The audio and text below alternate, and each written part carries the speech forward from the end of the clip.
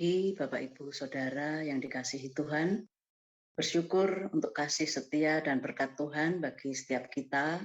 Hingga pagi ini kami bisa jumpa lagi dalam saat teduh bersama. Sebelumnya sebuah pujian akan kami pujikan untuk mempersiapkan hati dan pikiran kita masing-masing.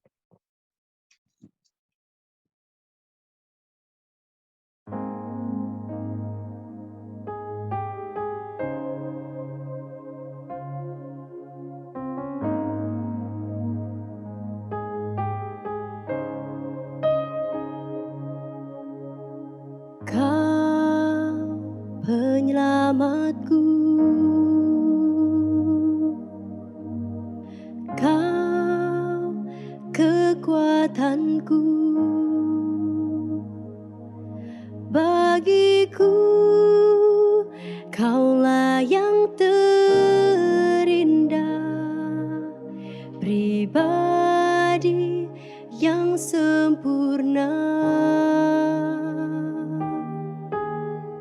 Kau pelindungku,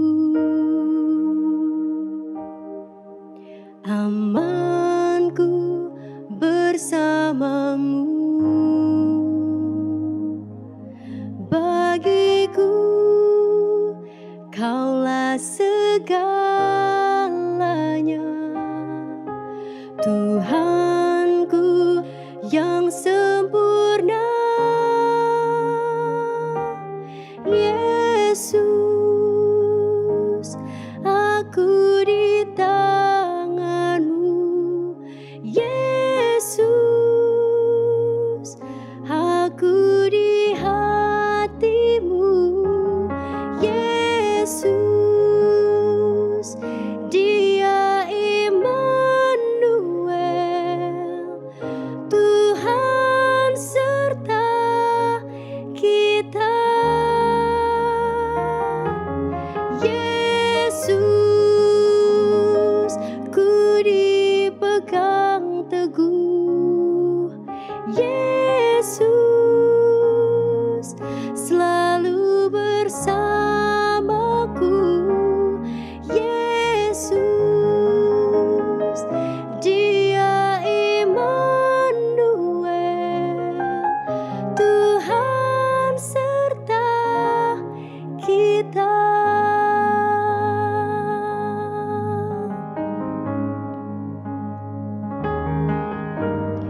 Kau penyelamatku,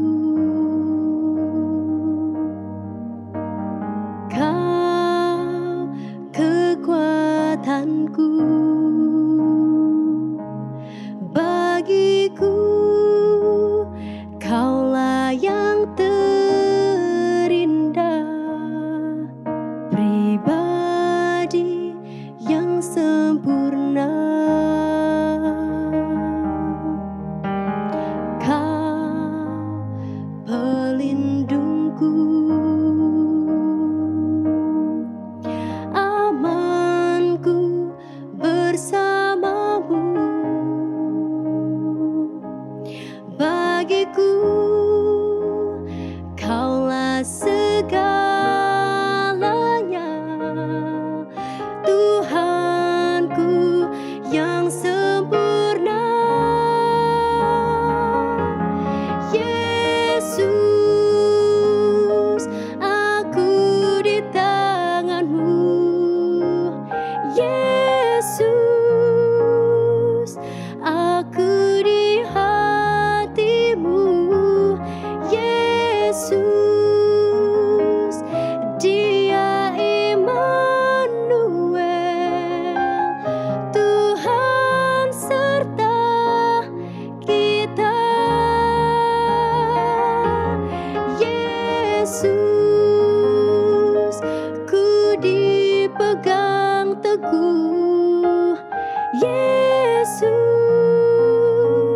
selalu bersamaku. Yesus, Dia Immanuel, Tuhan serta kita.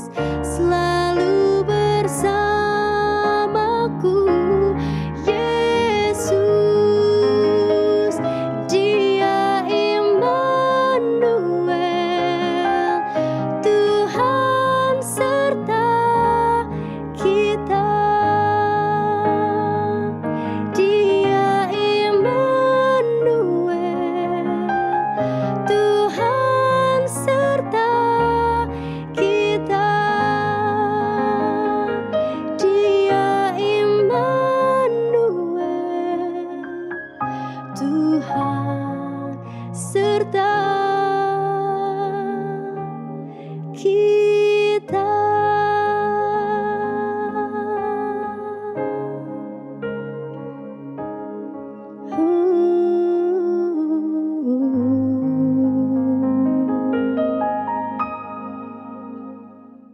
Bapak, Ibu, Saudara, kita akan merenungkan firman Tuhan melalui pedoman saat teduh 4B GKI Residen Sudirman hari Sabtu tanggal 22 Januari 2022 dengan tema berbeda-beda dalam satu tubuh. Sebelumnya mari kita berdoa. Bapa di dalam surga, kami mengucap syukur untuk keberadaan setiap kami, Tuhan. Kami mengucap syukur untuk berkat-Mu dalam istirahat malam kami. Kami juga mengucap syukur untuk hari yang baru yang Tuhan sediakan bagi setiap kami. Dan pagi ini, Tuhan, kami akan membaca dan merenungkan firman-Mu. Biarlah Tuhan menolong setiap kami untuk kami boleh mengerti firman Tuhan hari ini. Terima kasih ya Tuhan, dalam nama Tuhan Yesus kami berdoa. Amin. Yang mendasari renungan kita hari ini, firman Tuhan diambil dari 1 Korintus 12 ayat 12 sampai dengan 31. Akan dibacakan oleh Pak Yosa. Firman Tuhan hari ini dari 1 Korintus 12 ayat 12 sampai dengan 31. Banyak anggota tetapi satu tubuh. Karena sama seperti tubuh itu satu dan anggota-anggotanya banyak, dan segala anggota itu sekalipun banyak merupakan satu tubuh. Demikian pula Kristus. Sebab dalam satu roh kita semua, baik orang Yahudi maupun orang Yunani, baik budak maupun orang merdeka, telah dibaptis menjadi satu tubuh dan kita semua diberi minum dari satu roh. Karena tubuh juga tidak terdiri dari satu anggota, tetapi atas banyak anggota. Andai kata kaki berkata, karena aku bukan tangan, aku tidak termasuk tubuh. Jadi, benarkah ia tidak termasuk tubuh? Dan andai kata telinga berkata, karena aku bukan mata, aku tidak termasuk tubuh. Jadi, benarkah ia tidak termasuk tubuh?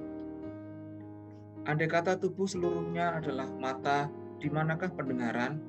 Andai kata seluruhnya adalah telinga, di manakah penciuman? Tetapi Allah telah memberikan kepada anggota masing-masing secara khusus suatu tempat pada tubuh seperti yang dikehendakinya. Andai kata semuanya adalah satu anggota, di manakah tubuh? Memang ada banyak anggota, tetapi hanya satu tubuh. Jadi mata tidak dapat berkata kepada tangan, aku tidak membutuhkan engkau. Dan kepala tidak dapat berkata kepada kaki, aku tidak membutuhkan engkau. Malahan justru anggota-anggota tubuh yang nampaknya paling lemah, yang paling dibutuhkan. Dan kepada anggota-anggota tubuh yang menurut pemandangan kita kurang terhormat, kita berikan penghormatan khusus. Dan terhadap anggota-anggota kita yang tidak elok, kita berikan perhatian khusus. Hal itu tidak dibutuhkan oleh anggota-anggota kita yang elok. Allah telah menyusun tubuh kita begitu rupa, sehingga kepada anggota-anggota yang tidak mulia diberikan penghormatan khusus, supaya jangan terjadi perpecahan dalam tubuh, tetapi supaya anggota-anggota yang berbeda itu saling memperhatikan. Karena itu, jika satu anggota menderita, semua anggota turut menderita. Jika satu anggota dihormati, semua anggota turut bersukacita. Kamu semua adalah tubuh Kristus dan kamu masing-masing adalah anggotanya. Dan Allah telah menetapkan beberapa orang dalam jemaat. Pertama sebagai rasul, kedua sebagai nabi, ketiga sebagai pengajar. Selanjutnya mereka yang mendapatkan karunia untuk mengadakan mukjizat, untuk menyembuhkan, untuk melayani, untuk memimpin, dan untuk berkata-kata dalam bahasa roh. Adakah mereka semua rasul atau nabi atau pengajar? Adakah mereka semua mendapat karunia untuk mengadakan mukjizat, atau untuk menyembuhkan, atau untuk berkata-kata dalam bahasa roh, atau untuk menafsirkan bahasa roh?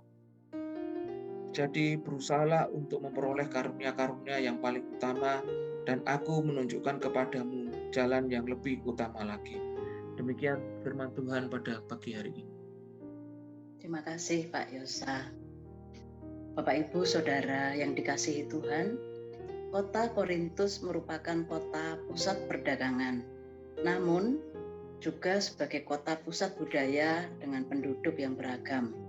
Di tengah-tengah gemerlapnya kota Korintus, seperti itulah jemaat Tuhan berdiri. Dan yang sangat istimewa adalah bahwa jemaat Korintus merupakan jemaat yang kaya akan talenta, yang dapat dikatakan bahwa jemaat Korintus memiliki karunia dari A sampai Z. Namun, ternyata keistimewaan dan kelebihan jemaat Korintus ini tidak membawa jemaat Korintus untuk saling membangun dan melengkapi, malah justru untuk saling menonjolkan diri, sehingga akhirnya jemaat menjadi terpecah belah dan terkotak-kotak. Atas dasar inilah maka Rasul Paulus menuliskan bagian ini. Pertama, Bapak, Ibu, Saudara, Rasul Paulus memberi pengajaran yang tepat melalui gambaran tubuh Kristus agar jemaat tetap utuh walaupun berada dalam perbedaan. Pertama, Rasul Paulus mengajarkan bahwa walaupun kita berbeda-beda, namun satu di dalam tubuh Kristus. Dapat kita baca pada ayat 12 dan 13. Ayat 12 mengatakan, karena sama seperti tubuh itu satu dan anggota-anggotanya banyak, dan segala anggota itu sekalipun banyak merupakan satu tubuh, demikian pula Kristus. Rasul Paulus menggunakan metafora tubuh untuk menggambarkan kesatuan tubuh dengan banyak anggotanya. Demikian juga jemaat Tuhan dipersatukan di dalam kasih Kristus. Umat sebagai anggota-anggotanya dan Kristus sebagai kepalanya. Dan di ayat 13 kita diajar untuk menerima satu sama lain walaupun terdapat perbedaan. Kemudian yang kedua, sebagai satu tubuh kita saling membutuhkan. Dalam bacaan kita dikatakan bahwa kita adalah bagian dari satu tubuh, yaitu tubuh Kristus. Di mana di dalam tubuh itu kita menemui keberagaman. Ada yang menjadi tangan, kaki, mata, telinga, dan lain sebagainya. Tidak semua menjadi tangan dan tidak semua menjadi mata, kaki, maupun telinga. Namun, semua anggota tubuh ini saling membutuhkan satu dengan yang lainnya. Sebagai anggota tubuh, kita saling membutuhkan satu dengan yang lainnya. Demikian juga kita sebagai bagian dari tubuh Kristus juga saling membutuhkan antara yang satu dengan yang lainnya. Bapak, Ibu, Saudara yang dikasihi Tuhan, sebagai tubuh Kristus, kita semestinya merasa memiliki bagian yang lain, pentingnya dengan orang lain di dalam jemaat dan menghargai atau menerima perbedaan-perbedaan yang ada. Karunia-karunia yang dimiliki harus dipakai untuk membangun kehidupan jemaat. Dengan demikian, kita dapat belajar untuk menerima dan mengasihi anggota tubuh Kristus yang lain. Mari kita merenungkannya. Di dalam bagian tubuh Kristus, Bapak, Ibu, Saudara, termasuk bagian yang mana? Kaki, tangan, mulut, mata, atau telinga? Apakah Bapak, Ibu, Saudara telah menjadi anggota tubuh Kristus secara tepat dan benar? Mari kita berdoa. Ya Tuhan, kami sadar bahwa sebagai anggota tubuh Kristus, seharusnya kami saling melengkapi, saling mendukung, saling mengisi antara anggota tubuh yang satu dengan yang lain. Tolong setiap kami ya Tuhan, keberadaan setiap kami sebagai anggota tubuh Kristus supaya dapat berfungsi dengan baik seperti yang Tuhan kehendaki. Terima kasih Bapa, dalam nama Tuhan Yesus kami berdoa. Bapak, Ibu, Saudara, firman Tuhan hari ini kita bisa merespon, menindaklanjuti dalam hidup kita sehari-hari. Kita bertekad bahwa kita akan menjadi tubuh Kristus yang berfungsi dengan baik, pastinya dengan pertolongan Tuhan. Kita tidak merasa lebih baik dari yang lain, bahkan kita juga saling melengkapi, saling mendukung di dalam pelayanan. Kiranya Tuhan menolong setiap kita dan Tuhan memberkati. Terima kasih.